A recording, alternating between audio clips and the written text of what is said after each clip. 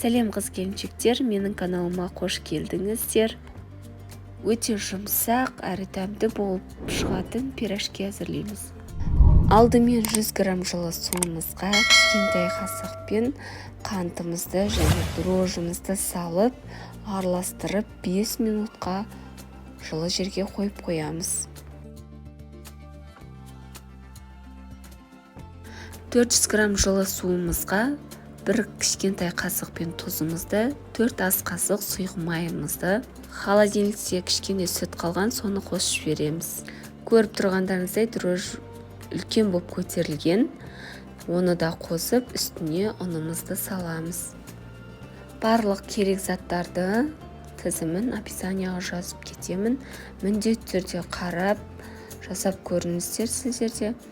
Сіздерге ұнайтыны сөзсіз, өте дәмді болып шықты.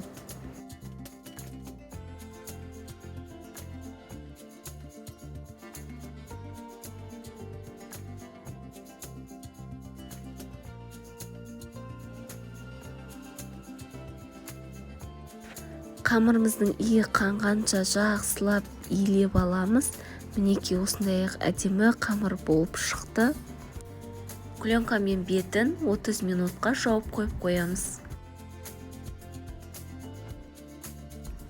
Мінекей қамырымыз дайын болғанша, енді салмасына кірісек. Картошкамыздың сыртын барлығын ашып, осылай турап, тұзымызды салып, отқа қоямыз. Мінекей қайнап шықты. 20 минутта картошкамыз пісіп қалды. Картошкамыздың піскен-піспеген осылай шанышқымен шаншып көрсеңіздер болады. Піскен картошкамызға кішкене май қоссаңыздар, дәмін кіргізіп, картошкамыз өте жұмсақ бола бастайды. Салмасына пиязды қуырып салсаңыздар да болады. Себебі менде кішкентай балдарым болғандықтан пиязды ұнатпайды. Сол себептен пияз қоспадым. Қоссаңыздар да өте әдемі болып шығады. Мінекей біздің қамырымыз дайын болды. Қолымызға қамыр жабыспау үшін қолымызға сұйық майымызды жағып, қамырымызды бір қайтарып илейміз.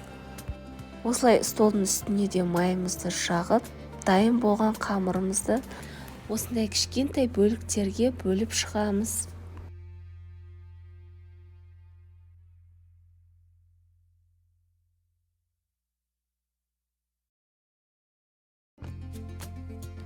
Дайын болған қамырымыздың бетін 2-3 минутқа осылай жауып қоямыз.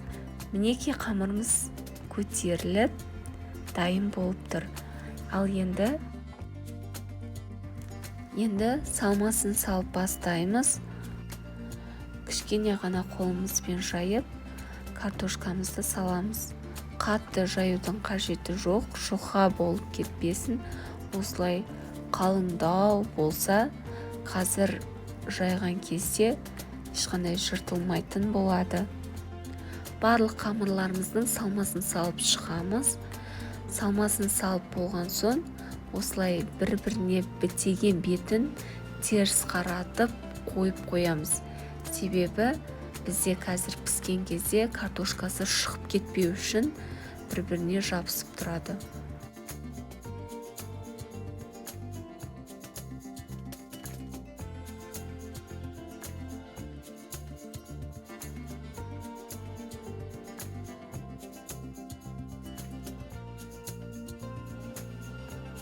Салмасын салып болған соң бетін осылай жауып қоямыз. Себебі көтеріліп, өте әдемі, үлпілдек пирожки болып шығады. Оған дейін майымызды қыздырып қоямыз. Дайын болған қамырымызды біртіндеп осылай үстін кішкене ғана басып, қысып тұрған майымызға осылай қуырамыз.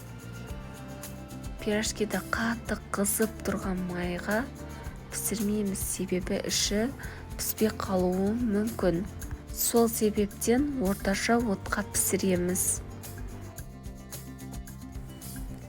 Мінекей біздің пирожкилеріміз өте әдемі, жұмсақ, іші піскен, сондай үлпілдек болып пісті.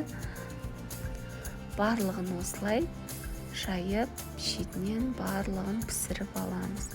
мінекей достар, сіздер де жасап көріңіздер.